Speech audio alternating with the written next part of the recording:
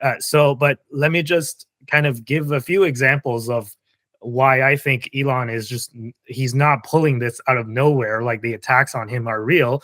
This is an article from Quartz Tech and Innovation, which was written right after Hurricane Helene. And the headline of this, like, you don't even have to read the article itself, but like, I know most people just read the headline anyways. But if you just read the headline, look at what this headline says.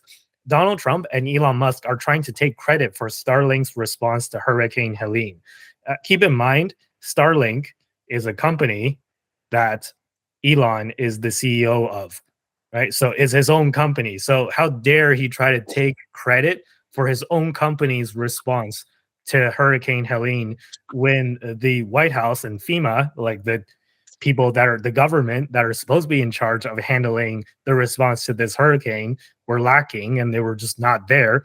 Elon stepped in and apparently he's trying to take credit for Starlink's response. Like this is the type of stuff that you read in the media that's written about Elon. And maybe like credit to the Wall Street Journal, actually, for once, the Wall Street Journal, who's known as a publication that has frequently attacked Elon, but for once they actually posted an article that was not a hit piece. So let me just read you part of what was kind of like a summary of what was in this Wall Street Journal article.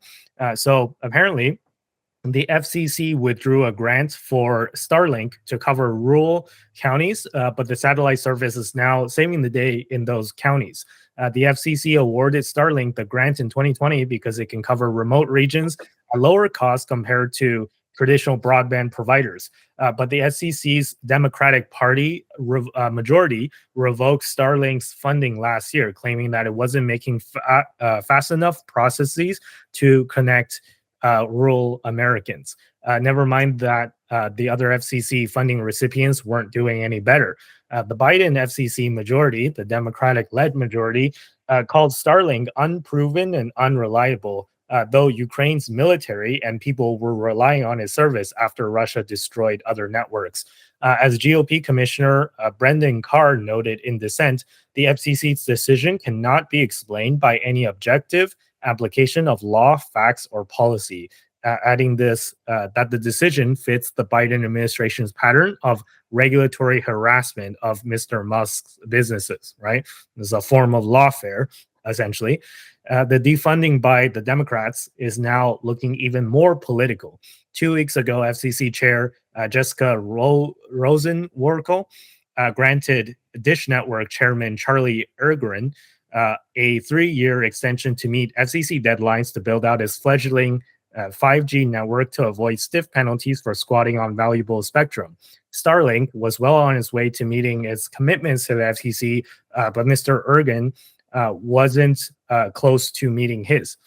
But Mr. Ergren is a Biden-Harris campaign donor, while Mr. Musk is a critic. Note that Dish lobbied the FCC in 2022 to scrap the Starlink award, saying that it cannot credibly claim that it will be able to fulfill its obligations. Perhaps Mr. Ergren hopes to win federal funding to cover the rural areas that the FCC had tapped Starlink to connect. It would be better if the government weren't subsidizing the expansion of any private broadband networks, but if they're going to pick winners and losers, the Fed should do so based on objective criteria and ensure that taxpayer money is spent efficiently. So that was just a brief article about Starlink versus the FCC versus other broadband providers. So, even the Wall Street Journal is kind of sifting through the evidence and saying that, it's pretty clear that the Biden-Harris administration has been very hostile towards Elon Musk specifically and targeting his companies. And what used to be known as the conspiracy theory is no longer a conspiracy theory, right? And no wonder why Elon decided to endorse Trump. And Elon said it himself. The Democratic Party has moved so far left that it has left centrists behind.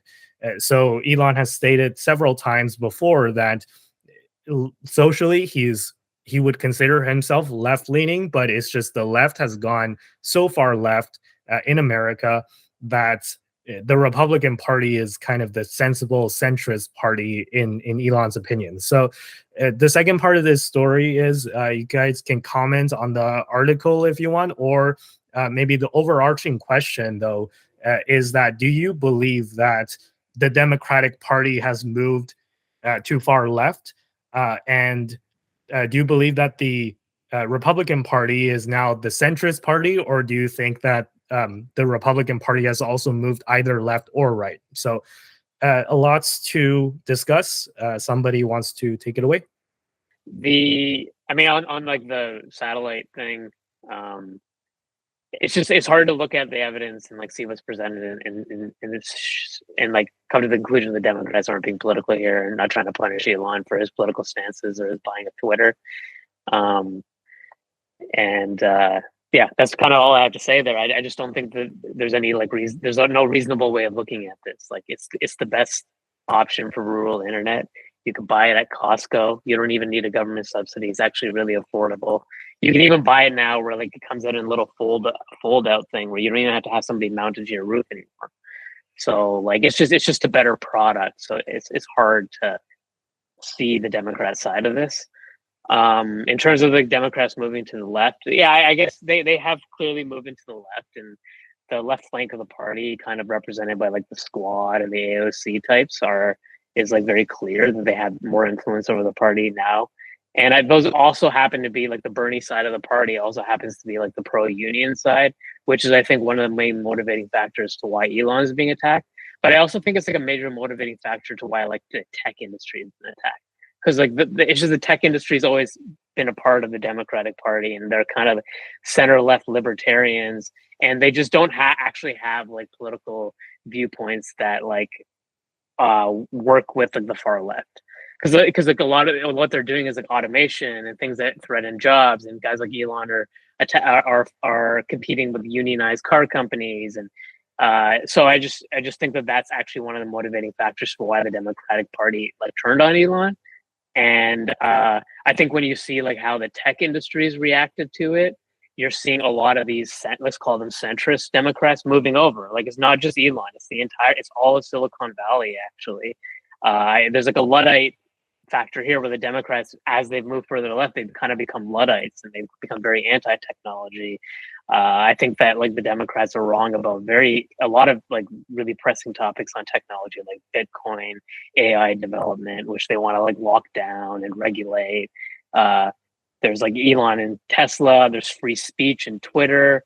It's just they're moving away from the left and they're moving to the extreme right. Sorry, the extreme left on issues where they were usually the champions of. Like they used to be the champions of technology, the champions of free speech. So obviously, it's going to start having an impact on the more centrist people of the party, like such as myself. And that's kind of how I see it. Is that it's not Elon is just like the pack leader, but it's actually like a huge percentage of Silicon Valley that's switching.